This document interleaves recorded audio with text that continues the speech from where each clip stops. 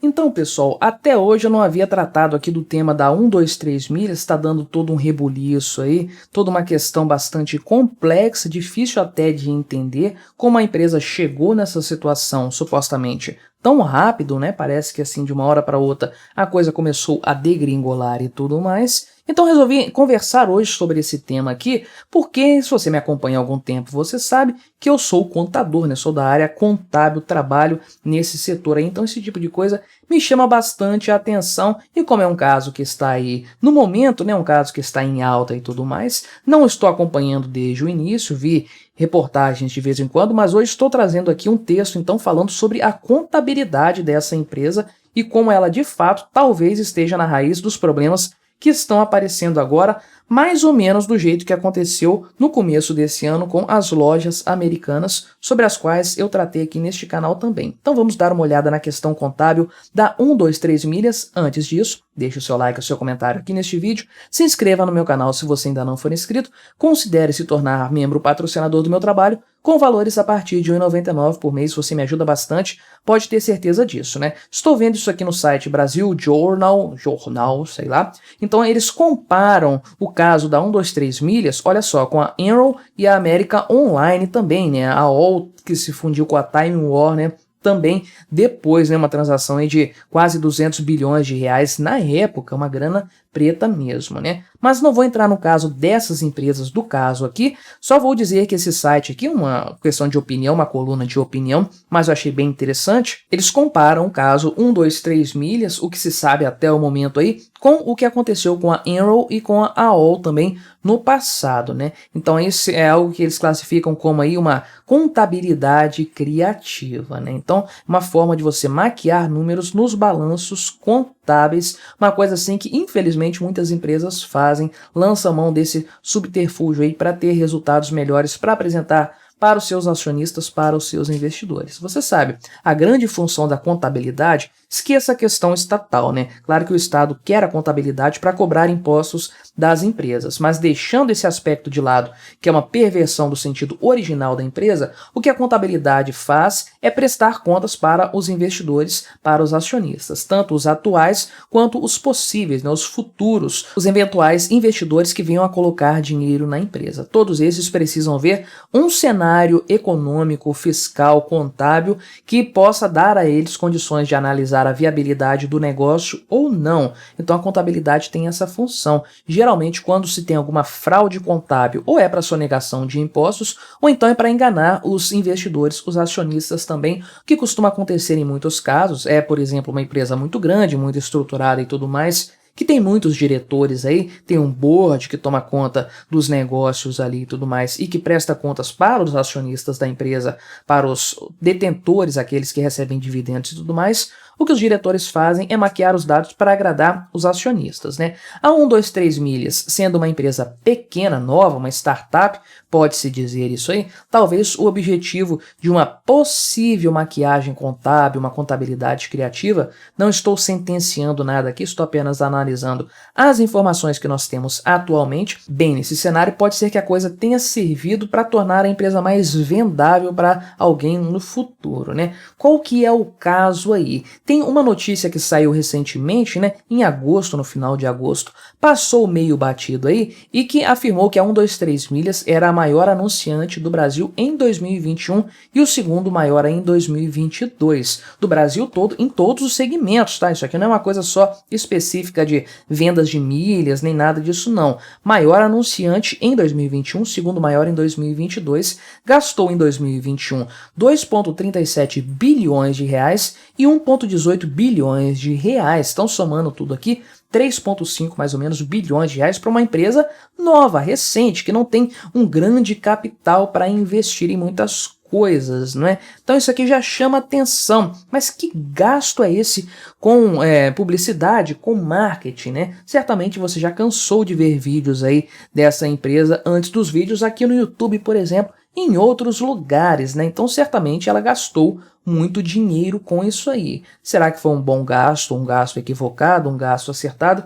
Não sei dizer, mas o ponto é que esses números chamam a atenção. Agora, existe também o problema de que a comparação, né, entre a receita líquida e o lucro apresentado em exercícios diferentes, os números parecem não bater, tem uma coisa assim um pouco estranha no ar. Veja só, né, o que as demonstrações contábeis da empresa nos revelam. Ela teve uma receita líquida em 2021 de 171,2 milhões de reais naquele ano lá e 278 milhões de reais em 2022, né? Só que nesse ano de 2021, que ela teve uma receita bem menor, 100 milhões de reais a menos do que no ano passado, né, no exercício seguinte, em 2021 ela teve lucro líquido. Em 2022, mesmo tendo uma receita muito maior, ela teve prejuízo, né? Então isso já chama atenção. Que gestão financeira é essa que uma empresa que fatura muito mais no ano tem prejuízo,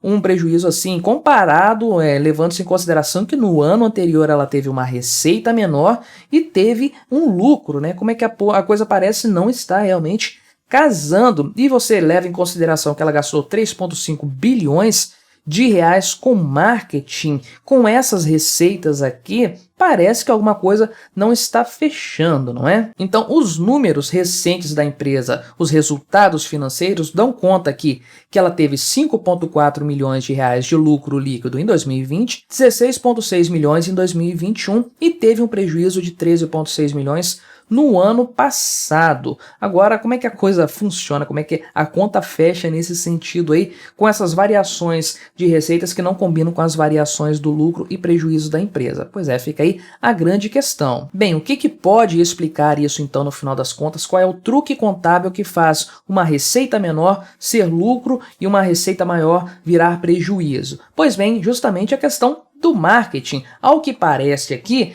ao que tudo indica, a 123 Milhas decidiu transformar os gastos de marketing em ativos, né? Capitalizar esses gastos, vai entender, ao invés de lançá-los como despesas, né? Como gastos aí. Então, quer dizer que a parte do ativo da empresa ficou muito inflado, reduzindo os prejuízos no final das contas, fazendo inclusive chegar-se a ter lucro contábil por conta dessa manobra aí, né? Então existem as diretrizes contábeis a serem seguidas, a padronização e tudo mais. Tem um CPC 04 aqui que fala da contabilização de ativos intangíveis. Isso aqui é uma coisa um pouco complicada mesmo, né? Você tem uma marca, uma patente, você tem um direito autoral. Isso são bens intangíveis, mas que você possui e que tem algum valor contábil que precisa ser levado em conta. Afinal de contas, né, se a empresa for liquidada em algum momento, esses bens vão valer alguma coisa, vão poder ser negociados no mercado. Então, isso é levado em conta, tem uma forma de contabilizar isso, porém parece que a 123 Milhas usou esse subterfúgio de uma forma criativa, entre aspas, para considerar gastos com publicidade e propaganda nesse mesmo segmento aí de bens intangíveis. Ou seja, quanto mais dinheiro a empresa gastasse com marketing, maior seria o ativo dela. Como assim? Ela tem um passivo, ela está gastando dinheiro, ela está tendo aí gastos, despesas, custos para serem considerados no resultado final dela. Como que ela pode considerar isso como um ativo, né? E de fato ela colocou aí uma conta do ativo chamada Investimento em Formação de Carteira, 809 milhões de reais nessa conta aí. E o que esse nome pomposo significa? Gastos de marketing, sendo contabilizados como investimentos aí em formação de carteira. Olha que coisa absurda, não é? Mas qual que foi o problema? O que fez a coisa toda desabar? Bem, você consegue ter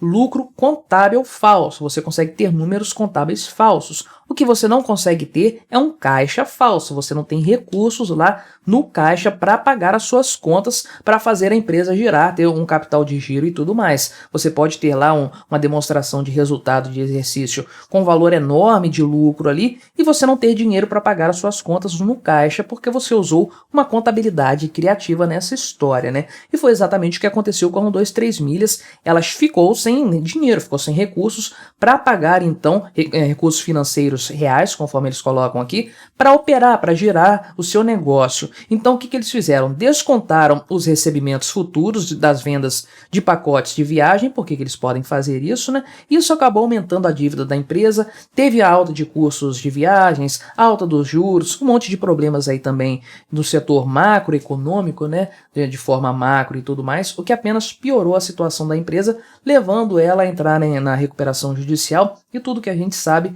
até então. Ao que parece, os indícios apontam para isso. Eu posso dizer, olhando aqui do ponto de vista contábil, que isso aqui é bastante convincente. Não sei se é verdade, não dá para dizer ainda. Isso vai ter que ser investigado, é claro. Mas para mim isso aqui tudo parece muito convincente e explica muito bem por que a empresa de repente desabou, né?